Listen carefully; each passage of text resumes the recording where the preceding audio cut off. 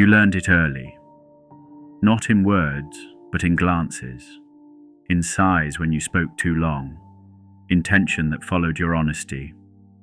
You didn't understand the rule at first, but you obeyed it, because disapproval felt like danger. Be agreeable, be helpful, be easy to love. That was the contract. You signed it with your silence, with your compliance, with the parts of yourself you started hiding without even knowing why. You weren't told who to be. You were shown what got rewarded. Smiles got applause, anger got distance, needs got labeled as neediness, and so you became good, painfully, beautifully, obediently good. But that goodness, it came with a cost you couldn't name yet. No one told you that being good often means being invisible, that it's not just about kindness, but about convenience. Good people don't interrupt. Good people don't make scenes.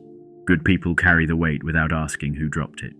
You became the one they could depend on to never ask for anything back, the one who stayed long after the love expired, the one who forgave before apologies were offered, and they called it noble. But it wasn't nobility. It was conditioning.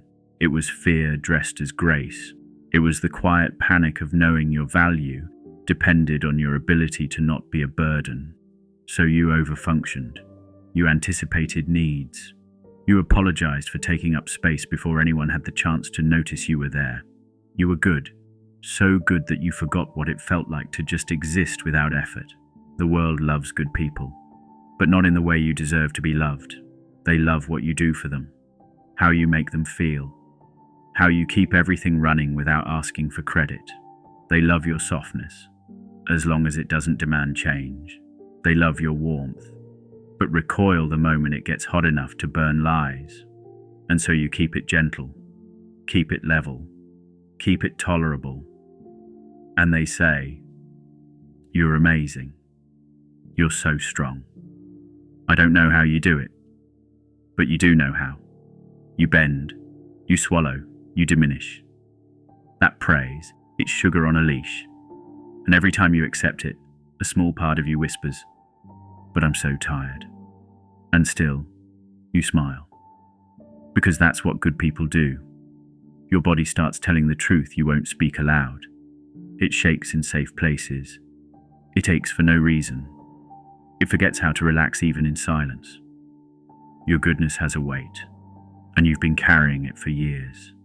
It shows up as exhaustion that sleep can't fix, as resentment you hide behind, "It's fine," as a voice that trembles only when you're finally alone. You keep giving, but no one notices that it costs you more than you can afford, because good people aren't allowed to fall apart. They're too reliable, too comforting, too useful.